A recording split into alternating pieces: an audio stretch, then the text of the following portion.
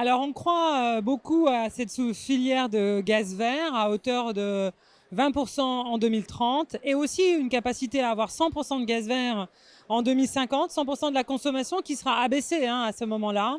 C'est vraiment un sujet extrêmement important pour le mix énergétique français, pour sa résilience en fait, pour sa résilience, pour sa capacité à se décarboner, à rester abordable.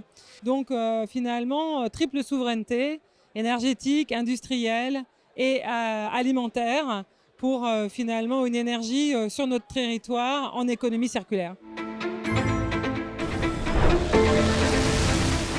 Un atout majeur, c'est qu'on a un cadre réglementaire qui a été installé, que nombreux pays européens nous envient, avec le droit à l'injection, les tarifs de rachat du biométhane auprès des producteurs, puis maintenant les CPB. Ce cadre réglementaire, il faut qu'il perdure.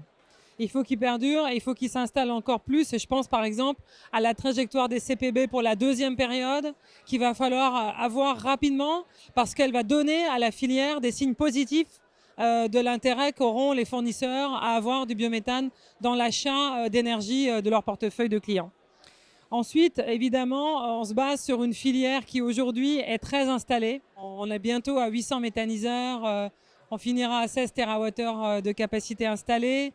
Il y a aujourd'hui une grande file d'attente de projets et ça, c'est vraiment un gage de poursuivre très clairement notre trajectoire de biométhane et de gaz vert en France.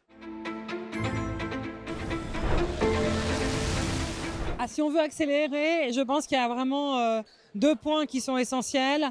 Avoir cette trajectoire des CPB post-2028 rapidement, parce que la filière a besoin de voir quel est l'engouement finalement des fournisseurs et que ça lui donne beaucoup de compréhension de la dynamique du marché. Et ensuite, la reconnaissance du gaz vert. On arrive maintenant à un moment où le biométhane n'est pas considéré comme tel en poids carbone. Et donc tous ceux qui en achètent, les industriels, les transporteurs, les offices HLM, tout le monde social qui se chauffe au gaz, a besoin de retrouver ça pour ses bilans carbone. Alors c'est vraiment important de poursuivre dans d'autres technologies de gaz vert parce qu'on voit que l'appui et l'intérêt qu'on a apporté au biométhane a permis de structurer une filière.